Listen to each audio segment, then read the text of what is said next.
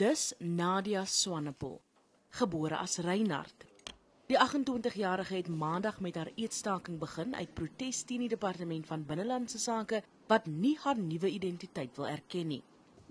Sy het reeds 'n mediese geslagsaanpassing deur hormoonbehandeling ondergaan wat haar R180.000 in die sak gejaag het. Maar Swanepoel sê die departement weier om vir haar 'n ID as vrou te gee omdat sy nie chirurgiese veranderinge ondergaan het nie. My kar verloor, ek het my huis verloor. Ek en my man moes terug immigreer het of teruggekom het Suid-Afrika toe omdat ons huwelik nie erken word in Engeland nie. Swanepoel is 'n gekwalifiseerde landmeter en sê sy sal nie eet voor sy haar ID kry nie. Sy sê sy is bereid om dood te gaan en staak nie net vir haarself nie, maar ook vir ander in haar situasie. Dit gaan oor 'n man en vrou huwelik hierdie. Maar op hierdie oomblik sien hulle dit as 2 mans en ek is nie 'n man nie. Ek wil ek wees soos 'n man. Ek is nie 'n man nie, ek is 'n vrou.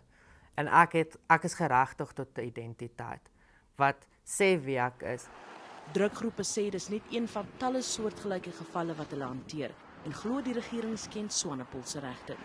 This particular trauma that she's experiencing is a systemic trauma because officials do not understand the laws that are governing them. Die departement sê hy het Swanepoel al om verskoning gevra.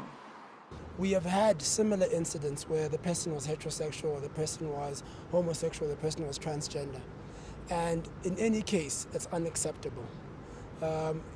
To the extent that there's any confusion on the part of Home Affairs, I said to Nadia that I apologize for that. Binnelandse Sake sê hy stel ondersoek in en sal die saak regstel en verseker dat Swanepoel haar ID kry.